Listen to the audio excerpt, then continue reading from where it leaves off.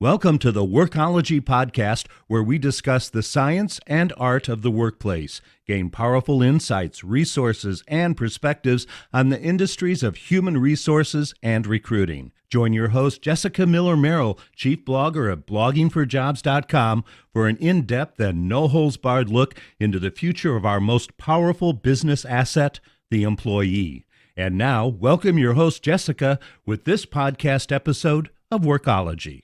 Welcome to the Workology Podcast. Thank you for making us part of your week. Today's topic is the strengths revolution. We're going to talk about how to use strengths to take your career and maybe your team members' careers to the next level. Our guest is Marcus Buckingham. He's best known for developing StrengthsFinder with Gallup. He's also the author of the New York Times best-selling book, Stand Out, which has helped people figure out their top strengths roles in the workplace. Welcome to the Workology Podcast, Marcus. Thank you for having me. Tell us a little bit more about yourself. I was 17 years with the Gallup organization, mostly focused on how do you measure engagement in a company, and then how do you measure personality strengths in a company. Our focus while I was at Gallup was how do you measure things that are really hard to measure. Most employee engagement surveys are filled with a whole bunch of questions that really don't matter. Nice questions, but don't actually relate to then subsequent employee behavior, like turnover or productivity or customer satisfaction. So the focus there was, well, what are the questions that actually predict productive employee behaviors? And then in terms of strengths, how do you measure strategic thinking? How do you measure empathy? How do you measure focus? Those are really tricky things to do, both pre-employment and post, after you've brought somebody on board. How do you do that? Obviously, today we talk a lot about competencies, but challenge with competencies is that they're a mishmash of some things that are trainable and some things that aren't, which makes them impossible to measure. So our work at Gallup was to go, gosh, no, let's just look at traits. Let's look at those things in a person that are part of who they are. And then we called those strengths, and where my work at building Strengthsfinder and deploying that all to express the best of themselves at work. And then left Gallup in 2003, mostly because I was more interested in building engagement and building strengths rather than just measuring them all the time. And so built a training and development and coaching company around, gosh, how do we help the best team leaders do what all team leaders do?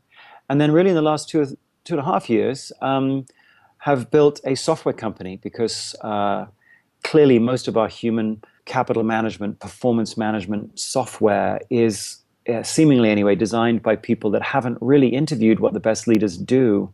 And so a lot of the systems and processes that deal with performance and engagement and strengths and leadership seem to be almost antithetical to what the best team leaders do. So my focus right now is, gosh, let's actually give team leaders tools that help them do what the best do. And let's do it in a way that is filled with reliable measurement of performance, measurement of engagement, and measurement of strengths.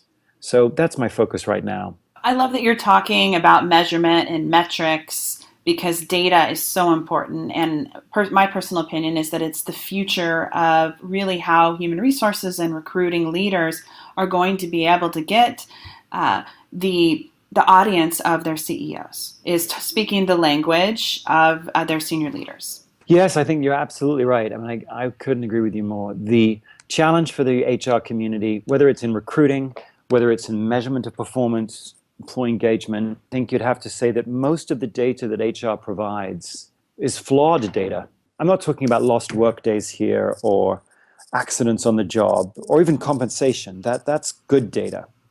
I'm talking mostly about things like engagement and performance. I mean, almost all performance ratings data is bad data. All of our 360-degree tools, all of our ratings at the end of the year that supposedly measure people on performance, all of it suffers from a very well-known phenomenon called the idiosyncratic rater effect, which basically means that when I rate you, Jessica, on something, 61 to 62% of my rating of you is a function of me, not of you. When I rate you on strategic thinking, it's much more reflective of how much strategic thinking I have than how much strategic thinking you have, which basically means that almost all of our people data that we fill our succession planning and talent management systems with, almost all of it is bad.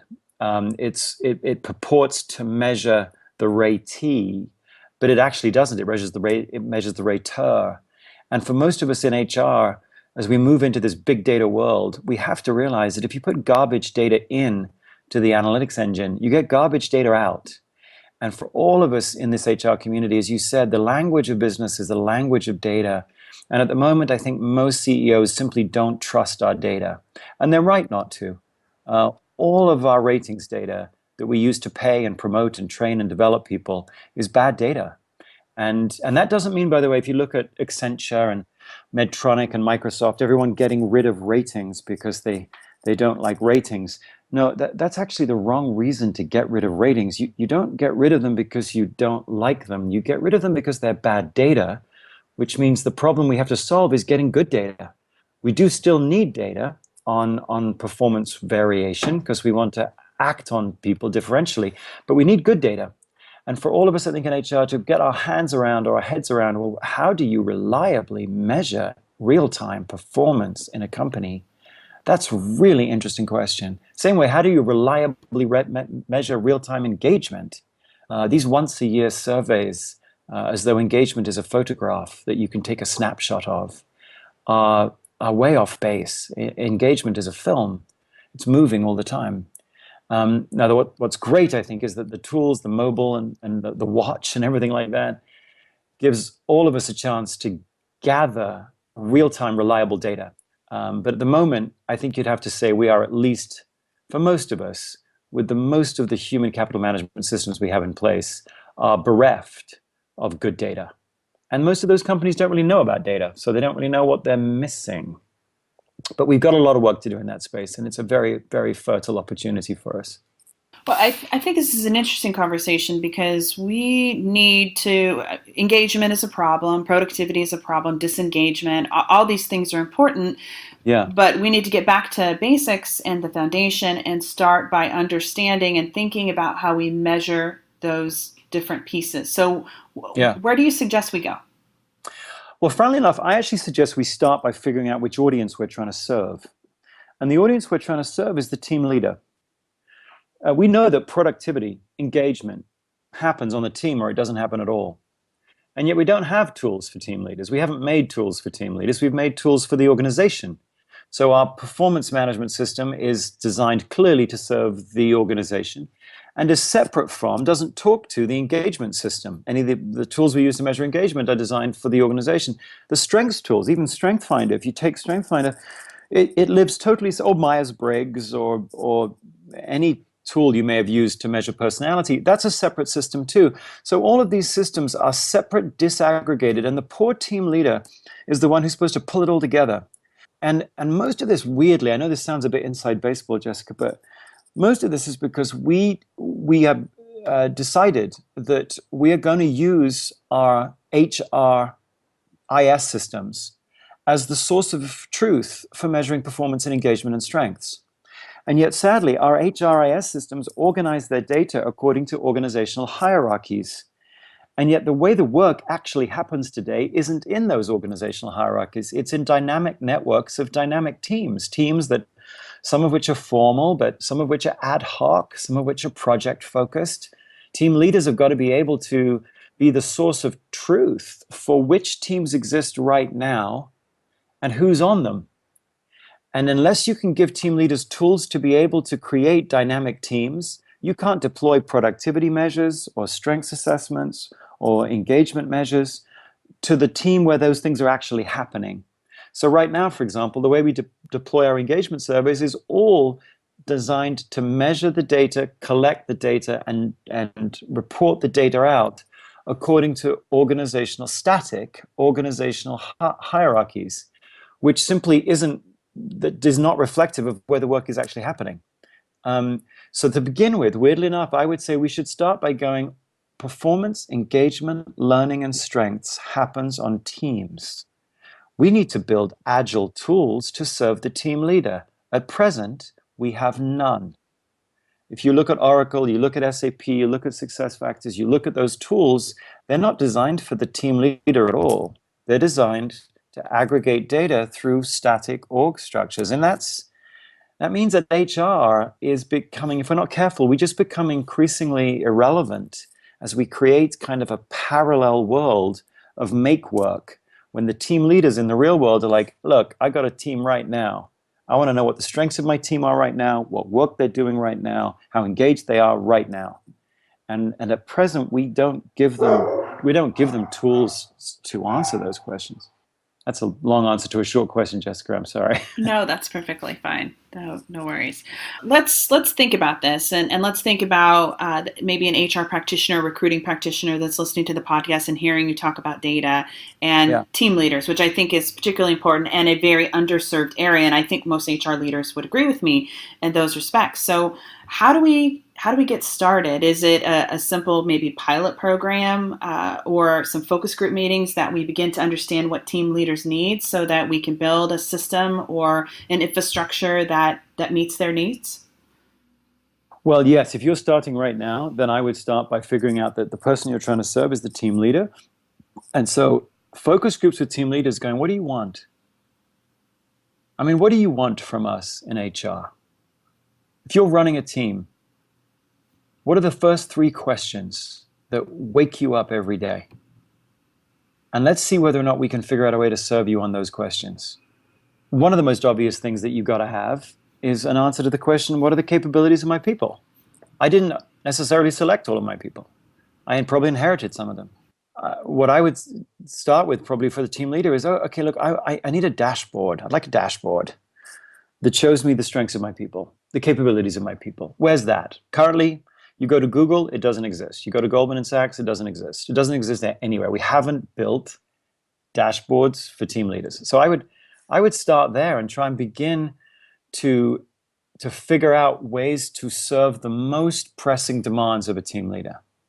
And then I think if you begin by doing those kind of focus groups, you will hear, I think most of us will hear is 3 things. We as team leaders, we don't have 10 things we want to know the answers to. We want to know the answers to 3. One is, what are the capabilities of my people? What moves can they make?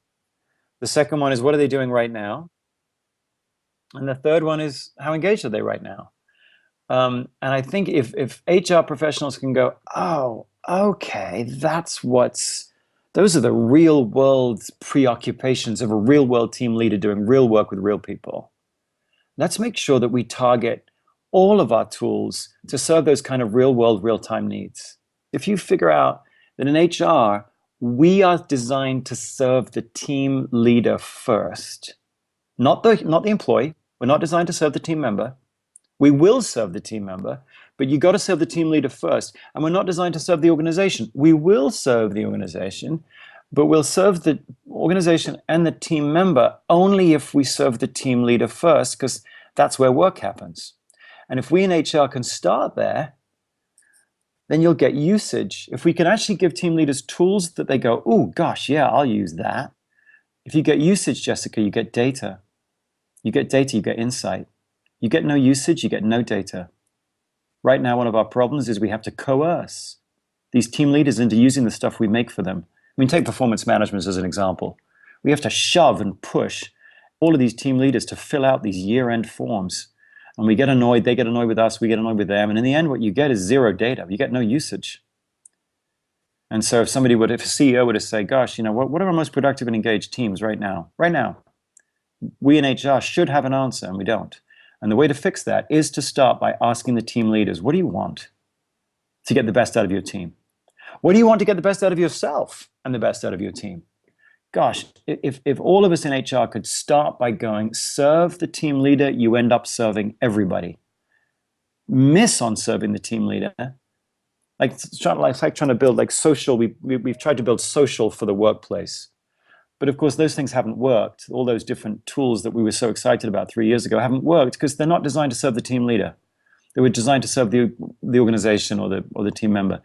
Let's keep focused on the team leader, figure out what they need, and then whether it's recruiting tools or whether it's performance management tools, whether it's strengths assessments, let's make sure that we give them things that fit the cadence and the rhythm of their real world. I mean, one simple one would be check-ins. Every team leader, the best ones, they're not doing feedback every 6 weeks. They're not doing feedback every 6 months. No one does that.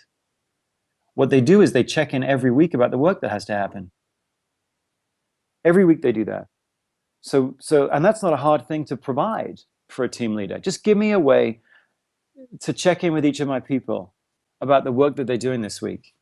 Give me a way to do that with maybe a couple of simple conversation starters that help me with prompts for what I might talk about. Every week, 5 minutes, 7 minutes, 10 minutes every week. All the best team leaders do that. We in HR should provide tools to do that, and we don't yet. So that's probably the lowest of low-hanging fruit. So we've talked a lot about data, hiring managers or our team leaders and what they need and what HR needs to provide them in order to be successful. What are we doing about it? And specifically, you have some new technologies and products that you're building to help provide a solution for HR and these team members and team leaders that are desperately needing resources and information to be able to be their very best. Yeah, I mean, my focus while I was at Gallup and since was on studying what do the best team leaders do differently. And if you drill down into that, although everyone's different, they do have a common approach, which is they find out what is unique about each person, and then they apply that and build that intelligently. So they focus on people's strengths and manage around their weaknesses. That's what the best team leaders do. And I've been talking about that for ages. But in the end, if you've got systems and human resources systems and practices that fly in the face of that, then it doesn't really matter how excited people get about the idea of a strengths-based approach to performance. If all of your HR systems and practices are the opposite of that, then those practices trump the ideas. The forms trump the ideas. So what we've been working on, Jessica, over the last few years is going, well, gosh, then how, if you were to build a set of practices and tools that fit the team leader, what would they look like? What would you start with? And then in Standout, I mean, the book just came out, I guess, just last week, Standout 2.0. Standout 2.0 is really the front door for this new toolbox. And the toolbox has got 4 tools in it. One is a strengths assessment that enables a team leader to see what the strengths of each person on their team is. And then is an algorithm that ensures that all the content you get is customized to the unique strengths of each person. The second tool is a check-in tool to enable a team leader to be able to check in with each of their people on what you're working on and provide the team leader with customized coaching and advice on how to get the best out of each person week to week to week. Who wouldn't want that? Some sort of nudge like that every week.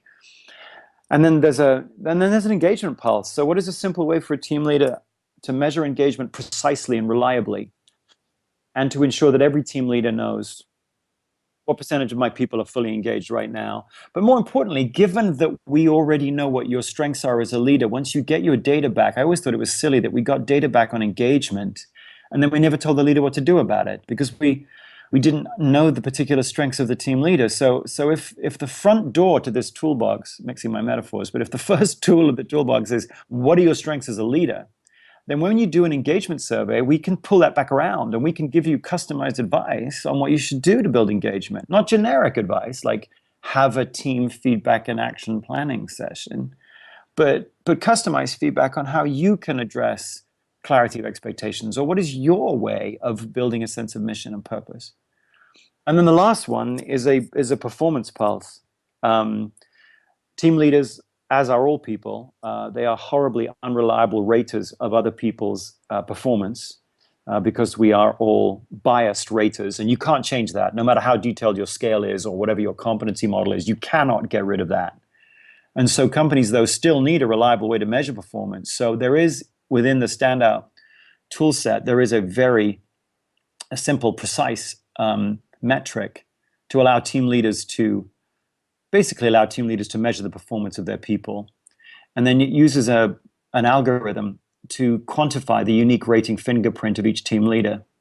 And so the more the particular team leader uses that algorithm, the more that we can neutralize the natural rater bias that every single team leader has. And so it enables each organization to see more precisely and more clearly what the particular unforced range of performance there is, team by team by team, person by person.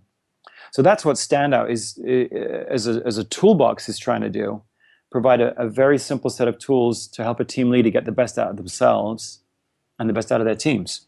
And it's an uphill struggle, Jessica, frankly, because you've got an awful lot of existing HRIS systems of record that, as I said right at the beginning of the podcast, that are not designed to serve the team leader at all, and yet purport to be performance management systems, succession management, talent management systems, and yet really aren't, and are filling organizations with spurious data.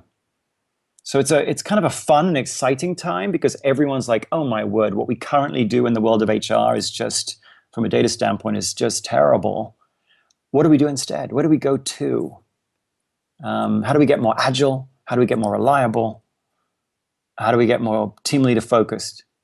That's going to be a really, you've got Success Connect, SuccessFactors tomorrow is doing their announcement of what they're going to try and do. And that'll be interesting to see where they're headed. But no question, it's a really interesting time to be in our space. I agree. And I really like what you said here, that engagement happens when an advice and a plan is customized uniquely to the team leader. And I think that personalizing the process is, in my mind, so important. But what do you say to that leader, whether it's an HR person or some sort of organizational leader that is coming to you and saying, look, you're telling me to personalize, but personalization takes work. And I have been told over and over again that everyone should be treated the same. How do we kind of break that cycle where everybody thinks that everyone should be developed and led and engaged the same way in order to be fair and consistent? Well, you've got to be clear on what you're focused on, because there are certain outcomes that we need to be clear on and consistent on. Certain outcomes, if there is a very few set of engagement questions like, do people know what's expected of them on your team? Do people have a clear sense of mission on the team? Do people feel as though when they're recognized for good work, if there's good work, that they will be recognized for it? Do they feel as though their strengths are in play on their team? There are a very few outcomes that you can hold every single leader accountable for. And you can hold them accountable for those outcomes as measured by the experience of the team members on the team. And so you could say to every team leader, hey, we're going to hold all of you. You're all different as team leaders, but we're going to hold all of you accountable for creating an engaged environment for the team members on your team. And we're going to use these very few questions to measure it. That is a very, I think, coherent thing to do, to say to every team leader, we will hold you accountable for a few key outcomes. What we should then do, though, is say, look, now that we've standardized the end, we should individualize the means. It's not fair to try and develop everyone the same. It's just ineffective. Everyone's got different strengths as a leader. Don't try and learn the practices of other leaders that are different from you, because you'll come across as inauthentic. And then we, the team members, we don't trust you anymore. So we should standardize the end, and then we should individualize the method. We need to, unfortunately, that means for us in HR, we've got to take all of our competency models and just blow them up. Competency models were HR's 1950s, 60s, 70s attempt to standardize what everyone's method should be. And unfortunately, what began as an effort to kind of describe all of the different competencies that a person might need to have turned into models, or God forbid, profiles, where we said every leader or every person should have these competencies. We'll measure you on them, identify the ones you don't lack, and we'll link our learning management system to our performance management system so we can suggest classes that you should take to round yourself out. All of that is so antithetical to what real performance is like. There is no standard profile. There is no standard model. No leader has all of these different competencies at any level of the organization. They're just an abstract list of things that it would be great if someone possessed every one of them, and they don't. So instead, we should ditch them because they make us look bad. Apart from anything else, they're not measurable. It is impossible to measure strategic thinking as a competency, or learning agility, or customer focus. Every one of your efforts to measure those things suffers from this thing called the idiosyncratic rater effect. So all the data against these models, these standardized models, all of the data is bogus. We need to ditch it and instead look at a very few outcomes that we can carefully measure of what it's like to work on a team. And then pinpoint the strengths of each leader and challenge the leader with, okay, now that we know your strengths, which we can reliably measure, these are traits that we can reliably measure, now we can deliver to you content and learning and ideas and tips and techniques that fit people like you. That isn't science fiction. We can do that right now. And that's why in the Standout 2.0 book, that's why we start with, let's start with a strengths assessment, 15 minutes. Because we've learned a lot in the last 20, StrengthsFinder took 45 minutes to take. Well, in the last 20 years, we've learned a lot about how you can learn a great deal about a person very quickly. And so let's have that be the front door, and then we can use that as our strengths algorithm, which will then customize all the content. And that's right there. We can do that, Jessica, right now. We do have to get rid of some things. And one of the things we'll all have to get rid of in HR are these competency models. Well, I think that for those that are familiar with the StrengthsFinder methodologies and the model, and it certainly lends to the idea and my belief that everybody is unique, and that whether you're a leader, an employee, or an individual, wherever you are, personal, professional, that you have unique strengths that help you and shape who you are. Yes. And therefore, they should also be customized to how you engage in your personal and your professional life, yes. And certainly as you're leading teams. Yes, absolutely. I mean, if you look at Steve Jobs is a very unique kind of leader. Tim Cook, very effective leader, totally different. Tim Cook is most effective as a leader when he finds his own rituals and his own practices that really fit who he is. And he's the least authentic and least effective as a leader when he tries to continue the rituals of Steve Jobs. So if you look at the announcements, when Apple does their announcements of new products, if you want to see an example of someone taking on board someone else's practices that they shouldn't, just look at Tim Cook on a stage. Take a picture, go to Google Images and look at a picture of Steve Jobs presenting, and see how expansive he is, how his physiology is just open and engaging to the world. And then just have a look at the pictures of Tim. Tim is a great executive, but he shouldn't be up there. He looks wrong. And when a leader looks wrong like that, we start not to trust you, because you look like Franken-leader, disjointed and stilted. So for all of your listeners on this podcast, the most important thing for you to learn as a leader is, what are your particular unique strengths that people hook onto? What is that? What does that look like for you? You shouldn't try to become well-rounded as a leader. You should try and figure out what your unique strengths are and then apply the practices and ideas that really fit you.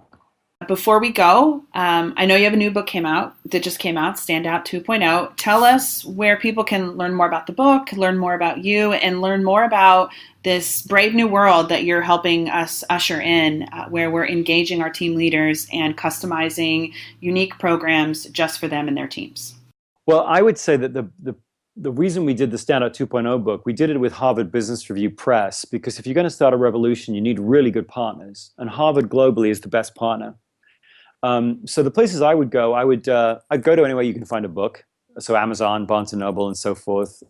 In Hudson Books, I think you'll find Standout 2.0 all over the airports. So that'll be fun. We had the cover of HBR in April, which is all about the blowing up of existing performance management and engagement systems at Deloitte. And Deloitte is important because they're also a human capital management provider. So where they go, people follow. So that's the April issue. If you wanted to see what's going on in the future of engagement performance and the future of HR, look at the April issue. That's interesting.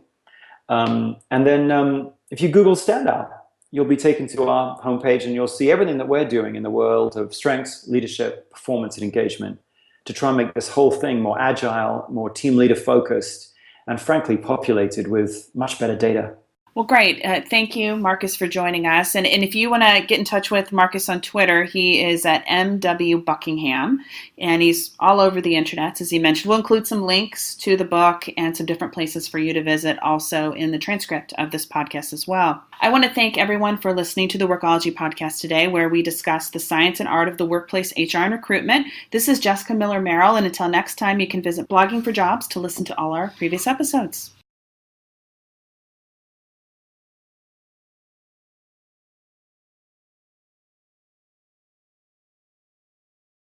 Production services for the Workology Podcast with Jessica Miller-Merrill provided by Total Picture Media.